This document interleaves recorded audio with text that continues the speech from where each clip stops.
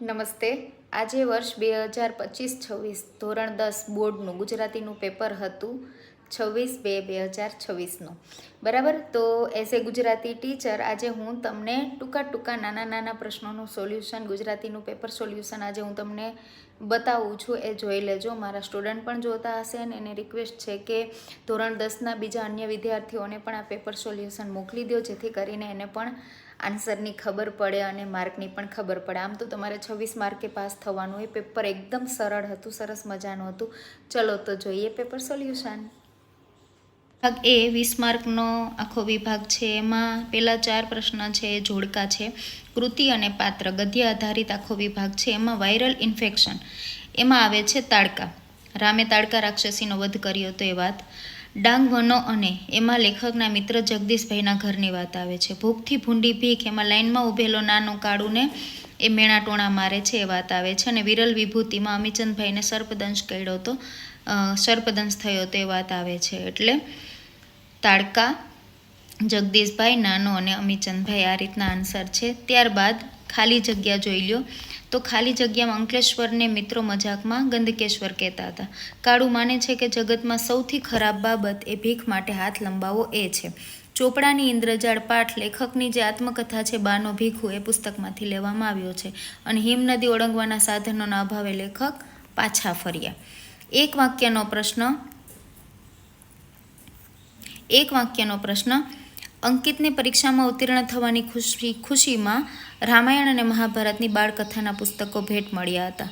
નરેન લગ્નના માગા પાછા ઠેલતો હતો. સલોનીના આધારે આ જવાબ લખવાનો હતો કે એ એક નાજુક અને નમણી કન્યાને પ્રેમ કરતો હતો જેણે લગ્ન માટે ના પાડેલી. આ વાત જે છે સલોની કરે છે એ જવાબ આમાં આવે છે.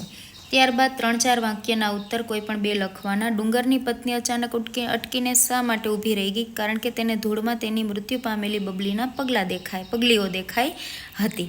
શ્રીમદ રાજચંદ્રની જીવદયા અને કરુણા એ કયા પ્રસંગ પરથી પ્રગટ થઈ? તો કે એક વખત દેવમાએ એને શાક સમારવા આપ્યા હતા અને એની અંદર રહેલા જીવ પ્રત્યે એનામાં દયા આવી ગઈ હતી. આ પ્રસંગ પરથી એ જીવદયા અને કરુણા પ્રગટ થાય છે.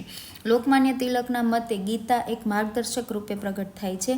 માર્ગદર્શક રૂપમાં એને જોવાનું હોય છે અને એ મનુષ્ય જીવનમાં ધર્મ, પ્રામાણિકતા, નિયમિતતા આ બધું દર્શાવે છે અને માર્ગદર્શક રૂપે એ સાબિત થાય છે. આવું ગીતાનું તાત્પર્ય લોકમાન્ય તિલકના રૂપે મતે છે. ત્યારબાદ જુઓ વિભાગ બી. શીલવંત સાધુને ગંગા સતી, દીકરી અશોક ચાવડા, વતનથી વિદાય થતા જયંત પાઠક અને બોલીએ ના કાંઈ રાજેન્દ્ર શાહ. ખાલી જગ્યા વૈષ્ણવ જનપદ એમાં ગાંધીજી ને અતિ પ્રિય હતું. હું એવું ગુજરાતી કાવ્યમાં નર્મદા નદીનો ઉલ્લેખ છે. જો હૃદયની આગ વધી ગની તો ખુદ ઈશ્વરે જ કૃપા કરી. હાઈકુ 17 અક્ષરની કવિતા છે. 5-7-5 અક્ષરની બંધારણ એટલે હાઈકુ. એના પછી જુઓ એક વાક્યનો પ્રશ્ન. દીકરીના માથે હાથ ફેરવવો અને દીકરી હાથ દે એમાં શું ફરક છે? તો દીકરીના માથે હાથ ફેરવવો એટલે વહાલ કરવો અને દીકરી હાથ દે એટલે સમજણી થઈને આપણો સહારો બને છે. ગંગા સતીના મતે તુરિયાનો તાર જાગી જવો એટલે સમજણ શક્તિનો ઉદય થવો અથવા મનુષ્ય જીવનની ચોથી અને છેલ્લી અવસ્થા ધ્યાનાવસ્થા જાગૃત થવી. 3-4 વાક્યના ઉત્તર. એમાં માધવને મેળવવાની સૂરની ઉત્કંઠા એ પ્રશ્નમાં જવાબ આન્સર આવે છે કે યમુના નદીમાં ચંદ્રનો પ્રકાશ છે રેલાઈ રહ્યો હતો એટલે સૂરને એવું લાગ્યું કે નક્કી મારા પ્રભુ છે એ જળમાં પાતાળમાં જઈને છુપાઈ રહ્યા છે અને એનું તેજ છે એ જળમાં રેલાઈ રહ્યું છે. અહીંયા એની એ ઉત્કંઠા પૂર્ણ થાય છે. પક્ષીને પામવા કવિ શું કહે છે? તો કે પક્ષીને પામવા માટે તું કોઈ વૃક્ષની પાછળ છુપાઈને સંતાઈને મધુર ગીતો એના તું સાંભળવાનું કહે છે. વતનથી વિદાય થતા કાવ્યમાં કાવ્ય નાયકને શું ભ્રમણા થાય છે? તો કે જેમ રિસાયેલા બાળકને એની બા બોલાવતી હોય એમ લેખકને પણ દૂર ખેતરમાં ઊભેલી 2 હાથ ઊંચા કરીને એની બા બોલાવતી હોય એવું દેખાય છે. ત્યારબાદ વિભાગ સી. સાચી જોડણી. કુતૂહલમાં બીજો ઓપ્શન અને ઉજાણીમાં પહેલો ઓપ્શન. વાઘ બાણમાં ત્રીજો ઓપ્શન. વાઘ પ્લસ બાણ શબ્દરૂપી બાણ. ત્યારબાદ સમાસ ચાતુર્માસ 4 માસનો સમૂહ. પહેલું પદ છે સંખ્યાવાચક હોય એટલે દ્વિગુ સમાસ લખી નાખવાનો. ત્યારબાદ ઉપહાર એટલે ભેટ અને ઉપાહાર એટલે નાસ્તો. સીતાજી માટે વિલાપ કરતા રામને જોઈ ડુંગરો પણ રડી ઉઠ્યા. અલંકાર કયો છે? તો કે ડુંગરો નિર્જીવ છે પણ રડવાની ક્રિયા કરે છે એટલે સજીવ જેવી ક્રિયા કરતું બતાવે તો સજીવારોપણ અલંકાર. એના પછી નવલિકા, નવલ પ્લસ ઈકા પર પ્રત્યય. હાર એટલે કતાર અને મસાણ એટલે સ્મશાન. આ બંને આન્સર. હેત સંજ્ઞા કઈ છે? તો કે હેત છે એ ભાવવાચક સંજ્ઞા. ત્યારબાદ માગ્યા મુજબ ઉત્તર આપો. આમાં સીધા આન્સર આપવાના છે, કોઈ ઓપ્શન આમાં હોતા નથી.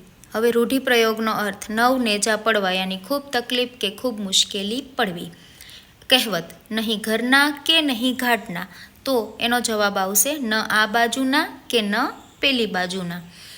જેની કોઈ સંભાળ રાખનાર નથી તે શબ્દ સમૂહ માટે એક શબ્દ છે ઓશિયાળું. દુસ્સાહસ એ સાહસ શબ્દનો વિરોધી શબ્દ દુસ્સાહસ. કર્મણીમાં આ કર્તરી વાક્યને ફેરવવાનું છે. તો કે પોલીસે ચોરને પકડ્યો. તો પોલીસ વડે, પોલીસ દ્વારા કે પોલીસથી ચોરને પકડાયો. તળપદો શબ્દ વાવડનો શિષ્ટ રૂપ છે સમાચાર કે ખબર. ત્યારબાદ વિશેષણ. તો દોરીનો છેડો બારણે બાંધ્યો છે. છેડો કોનો? તો કે દોરીનો. સંબંધવાચક વિશેષણ. ક્રિયા વિશેષણ. બાને તેમના પૈસા નિયમિત મળતા. પૈસા મળવાની ક્રિયા કઈ રીતે થતી? તો કે નિયમિત. સમયવાચક ક્રિયા વિશેષણ. હવે જુઓ, તૃષ્ણા શબ્દના ધ્વનિ ઘટકો યાની કે સ્વર વ્યંજન અલગ કરો. એમાં ત પ્લસ ર પ્લસ ઉ. ર પ્લસ ઉ ન કરવો હોય તો રસ્વ રૂ પ્લસ શ પ્લસ હણ પ્લસ આ તૃષ્ણા. ત્યારબાદ કર્તરીનું પ્રેરકમાં રૂપાંતર કરો. એ સાંજે અમે બધા ખૂબ હસ્યા. તો એ સાંજે તેઓએ અમને ખૂબ હસાવ્યા અથવા અમને બધાને ખૂબ હસાવ્યા. હસ્યાનું હસાવ્યા લખવાનું છે. હવે 51મો પ્રશ્ન. છંદ ઓળખાવો. પંક્તિ આપેલી છે. છૂટી છૂટી સહન ન થતાં મત પાછા મળે છે. હવે આમાં સૌથી પહેલાં તમારે, સોરી અહીં 18 અક્ષર લખ્યું છે, 18ની 17 અક્ષર છે. છૂટી છૂટી સહન ન થતાં એમાં અક્ષર ગણીએ તો 1 2 3 4 5 6 7 8 9 10 11 12 13 14 15 16 17 ટોટલ 17 અક્ષર છે. અને એના આપણે લઘુ ગુરુની નિશાની મૂકીએ તો ગુરુ ગુરુ ગુરુ, ગુરુ લઘુ લઘુ, લઘુ લઘુ લઘુ, ગુરુ ગુરુ લઘુ. હવે અહીંયા કેમ ગુરુ બન્યો મ? તો કે મત. તો તનો થડકારો મને લાગે એટલે મ લઘુ છે તો પણ ગુરુ બની જાય એટલે ગુરુ લઘુ. ગુરુ ગુરુ લઘુ અને ગુરુ ગુરુ. આ રીતે આપણે નિશાની મૂકી દઈએ તો પેલું જે ગુરુ ગુરુ ગુરુ છે એમાં કયો ગણ બને છે? તો કે મ ગણ. પછી ગુરુ લઘુ લઘુ એટલે ભા ન સ ભ ગણ. ત્યારબાદ લઘુ લઘુ લઘુ એટલે ન સ લ ન ગણ. પછી તા રાજ ત ગણ, તા રાજ ત ગણ અને ગા ગા. મભન ત ત ગા ગા મંદા ક્રાંતા છંદ. અહીંયા ભૂલથી 18 અક્ષર લખાઈ ગયું, ત્યાં આવે છે 17 અક્ષર.